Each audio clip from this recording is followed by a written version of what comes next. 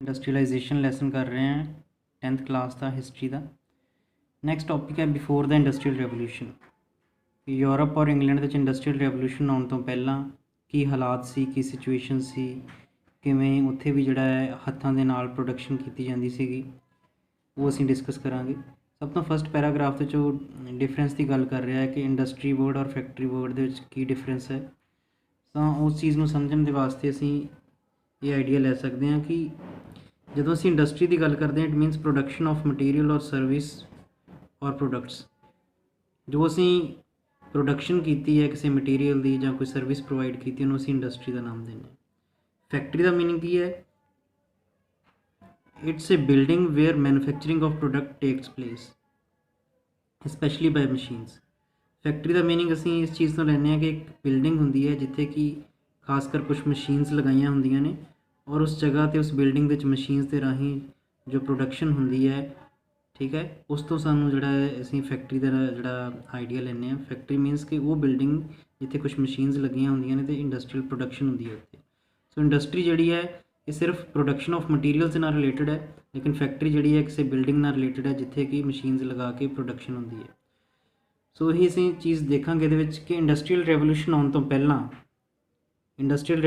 ਤੋਂ ਪਹਿਲਾਂ ਵੀ ਇੰਗਲੈਂਡ ਔਰ ਯੂਰਪ ਦੇ ਵਿੱਚ ਇੰਡਸਟਰੀ ਸੀ, ਠੀਕ ਹੈ ਜੀ।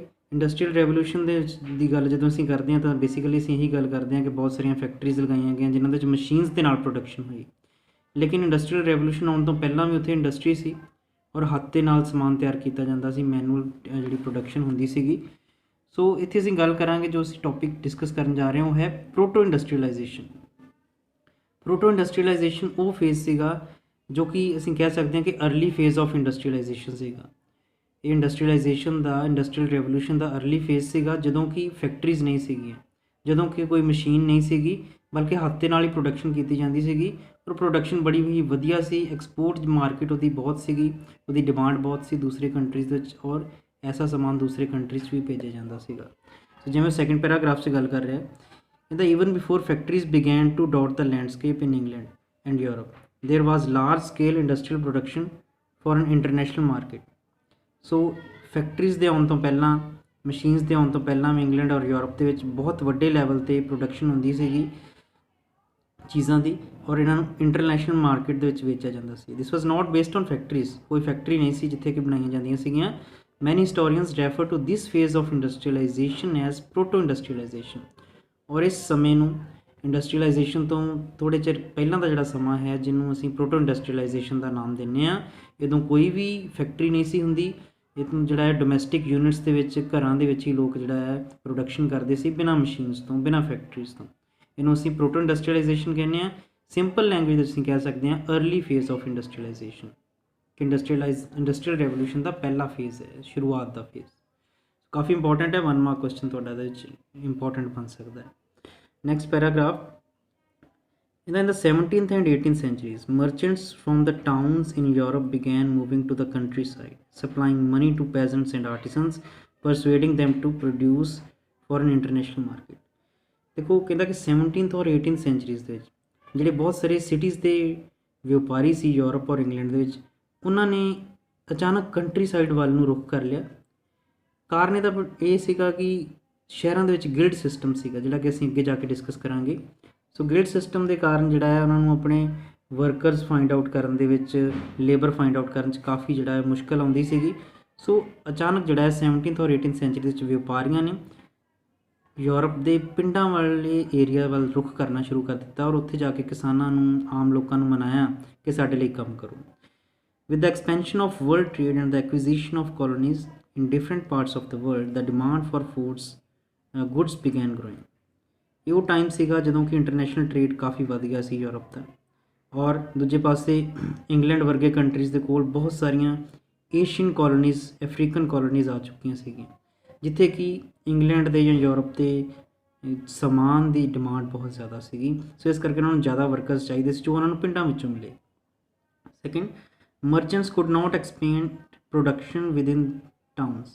This was because here urban crafts and trade guilds were very powerful। These were associations of producers that trained craftspeople, maintained control over production, regulated competition and prices, and restricted the entry of new people into the trade. ਔਰ ਇੱਕ ਕਾਰਨ ਹੋਰ ਸੀਗਾ, ਉਹ ਇਹ ਸੀਗਾ ਕਿ cities ਦੇ ਵਿੱਚ ਟ੍ਰੇਡਸ ਗਿਲਡ ਸਿਸਟਮ ਜਿਹੜਾ ਸੀਗਾ, ਗਿਲਡ ਸਿਸਟਮ ਕਾਫੀ ਜ਼ਿਆਦਾ ਪਾਵਰਫੁਲ ਸੀਗਾ। ਹਰ ਇੱਕ ਟ੍ਰੇਡ ਦੇ ਵਿੱਚ, ਹਰ ਇੱਕ ਪ੍ਰੋਫੈਸ਼ਨ ਦੇ ਵਿੱਚ ਗਿਲਡ ਸਿਸਟਮ ਬਣਿਆ ਹੋਇਆ ਸੀਗਾ, ਔਰ ਇਸ ਗਿਲਡ ਸਿਸਟਮ ਦੇ ਅਕੋਰਡਿੰਗ ਸਿਰਫ ਉਸ ਗਿਲਡ ਦੇ ਮੈਂਬਰ ਹੀ ਉਸ ਫੀਲਡ ਦੇ ਵਿੱਚ ਟ੍ਰੇਡ ਕਰ ਸਕਦੇ ਸੀਗੇ। ਕਿਸੇ ਦੂਜੇ ਮਰਚੈਂਟ ਨੂੰ, ਵਪਾਰੀ ਨੂੰ ਉਸ ਚੀਜ਼ ਦਾ ਟ੍ਰੇਡ ਕਰਨ ਦੀ ਆਗਿਆ ਨਹੀਂ ਸੀ। ਕੀਮਤਾਂ ਵੀ ਇਹ ਡਿਸਾਈਡ ਕਰਦੇ ਸੀਗੇ ਗਿਲਡ ਸਿਸਟਮ ਵਾਲੇ ਹੀ। ਸੋ ਇਸ ਕਾਰਨ ਜਿਹੜੇ ਨਵੇਂ ਮਰਚੈਂਟ ਸੀਗੇ ਉਹਨਾਂ ਨੂੰ ਪਿੰਡਾਂ ਵੱਲ ਨੂੰ ਜਿਹੜਾ ਹੈ ਧਿਆਨ ਦੇਣਾ ਪਿਆ ਕਿ ਪਿੰਡਾਂ ਵਿੱਚ ਆ ਕੇ ਉਹ ਆਪਣੀ ਚੀਜ਼ਾਂ ਦੀ ਪ੍ਰੋਡਕਸ਼ਨ ਕਰਵਾਉਣ। Rulers granted these different guilds ਦਾ monopoly right to produce and trade in specific products. ਇਸ ਤੋਂ ਇਲਾਵਾ ਸ਼ਹਿਰੀ ਏਰੀਆ ਦੇ ਵਿੱਚ ਜਿਹੜੇ ਰਾਜੇ ਸੀਗੇ, ਕਿੰਗ ਸੀਗੇ ਉਸ ਟਾਈਮ ਦੇ, ਉਹਨਾਂ ਨੇ ਅਲੱਗ-ਅਲੱਗ ਗਿਲਡਸ ਨੂੰ ਕਾਫੀ ਮੋਨੋਪੋਲੀ, ਕਾਫੀ ਸਾਰੇ ਰਾਈਟਸ ਜਿਹੜੇ ਨੇ ਉਹ ਦੇ ਦਿੱਤੇ ਸੀਗੇ ਆਪਣੇ ਏਰੀਆ ਦੇ ਵਿੱਚ ਪ੍ਰੋਡਕਸ਼ਨ ਕਰਨ ਦੇ, ਪਰ ਕੋਈ ਨਵਾਂ ਟ੍ਰੇਡਰ ਜਾਂ ਕੋਈ ਨਵਾਂ ਮਰਚੈਂਟ ਉਹਨਾਂ ਦੀਆਂ ਚੀਜ਼ਾਂ ਦੀ ਪ੍ਰੋਡਕਸ਼ਨ ਨਹੀਂ ਸੀ ਕਰਵਾ ਸਕਦਾ। So it was difficult for new merchants to set up businesses in town, so they turn to the countryside. So ਨਵੇਂ ਵਪਾਰੀ ਨੇ ਅਗਰ ਕੰਮ ਸ਼ੁਰੂ ਕਰਨਾ ਹੁੰਦਾ ਸੀਗਾ ਤਾਂ ਉਹ ਪਿੰਡਾਂ ਦੇ ਵਿੱਚੋਂ ਪ੍ਰੋਡਕਸ਼ਨ ਕਰਵਾ ਕੇ ਚੀਜ਼ ਦੀ ਉਹਦਾ ਵਪਾਰ ਕਰਦਾ ਸੀਗਾ। ਨੈਕਸਟ ਪੈਰਾਗ੍ਰਾਫ ਕਹਿੰਦਾ ਕਿ ਕੰਟਰੀ ਸਾਈਡ ਦੇ ਵਿੱਚ ਜਿਹੜੇ ਗਰੀਬ ਕਿਸਾਨ ਸੀਗੇ ਜਾਂ ਗਰੀਬ ਵਰਕਰ ਸੀਗੇ, ਕਾਰੀਗਰ ਸੀਗੇ, ਉਹ ਇਹਨਾਂ ਨਵੇਂ ਮਰਚੈਂਟਸ ਵਾਸਤੇ, ਵਪਾਰੀਆਂ ਵਾਸਤੇ ਕੰਮ ਕਰਦੇ ਸੀਗੇ।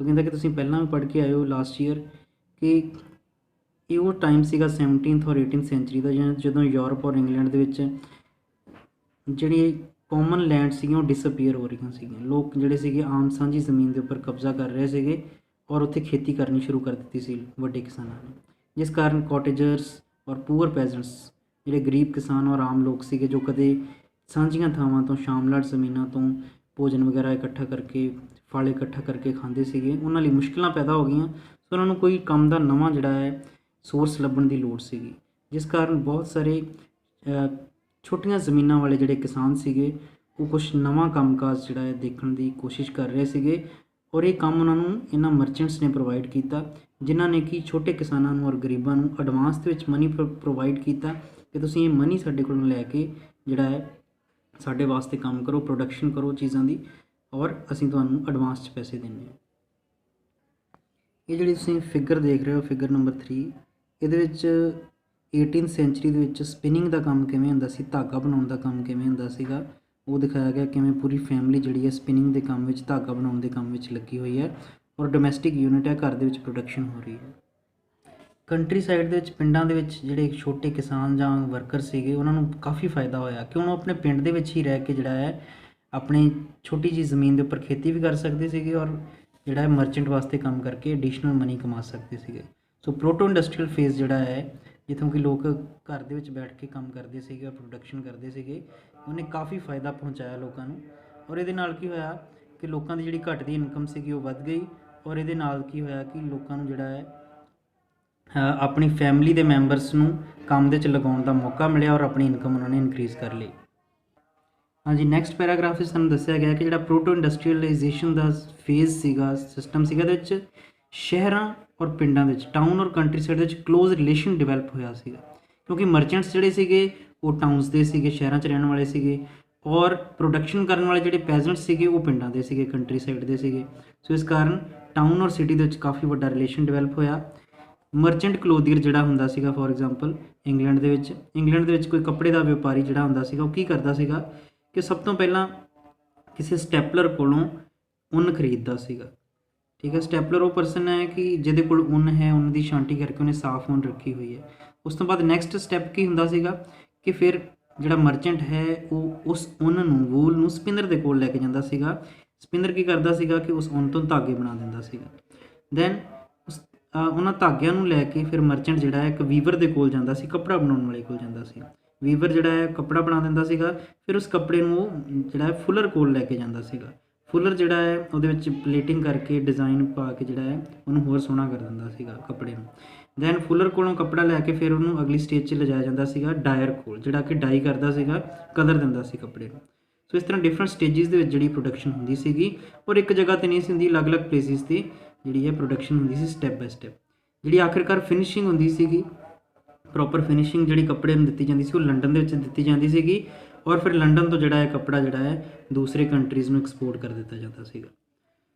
ਦੈਨ ਲਾਸਟ ਪੈਰਾਗ੍ਰਾਫ ਵਿੱਚ ਦੱਸਦਾ ਹੈ ਪ੍ਰੋਟੋ ਇੰਡਸਟਰੀਲਾਈਜੇਸ਼ਨ ਸਿਸਟਮ ਬਾਰੇ, ਹੋਰ ਥੋੜਾ ਵਧੀਆ ਦੱਸਦਾ ਹੈ ਕਿ it was thus a part of network of commercial exchanges, it was controlled by merchants. So ਇੱਕ ਐਸਾ ਸਿਸਟਮ ਸੀਗਾ ਜਿਹਦੇ ਵਿੱਚ ਕਿ ਜਿਹੜਾ ਐਕਸਚੇਂਜ ਕੀਤਾ ਜਾਂਦਾ ਸੀ ਚੀਜ਼ਾਂ ਨੂੰ, ਇੱਕ ਜਗ੍ਹਾ ਤੋਂ ਚੀਜ਼ ਜਿਹੜੀ ਹੈ ਇੱਕ ਜਗ੍ਹਾ ਤੋਂ ਲੈ ਕੇ ਫਿਰ ਦੂਜੀ ਜਗ੍ਹਾ 'ਤੇ ਉਹਨੂੰ ਲੈ ਕੇ ਜਾਣਾ, ਇੱਕ ਤਰ੍ਹਾਂ ਐਕਸਚੇਂਜਿਸ ਹੁੰਦੀਆਂ ਸੀਗੀਆਂ। It was controlled by merchants, ਔਰ ਵਪਾਰੀ ਨੂੰ ਕੰਟਰੋਲ ਕਰਦੇ ਸੀ। And the goods were produced by a vast number of producers working with in their family farms, not in factories. ਔਰ ਪ੍ਰੋਡਕਸ਼ਨ ਕਰਨ ਵਾਲੇ ਵਰਕਰ ਜਿਹੜੇ ਨੇ ਆਪਣੇ ਘਰਾਂ 'ਚ ਬੈਠ ਕੇ ਕੰਮ ਕਰਦੇ ਸੀਗੇ, ਕਿਸੇ ਫੈਕਟਰੀ 'ਚ ਕੰਮ ਨਹੀਂ ਸੀ ਹੁੰਦਾ, ਔਰ ਅਲੱਗ-ਅਲੱਗ ਜਗ੍ਹਾ 'ਤੇ ਕੰਮ ਹੁੰਦਾ ਸੀ। At each stage production of production 20 to 25 workers were employed by each merchant।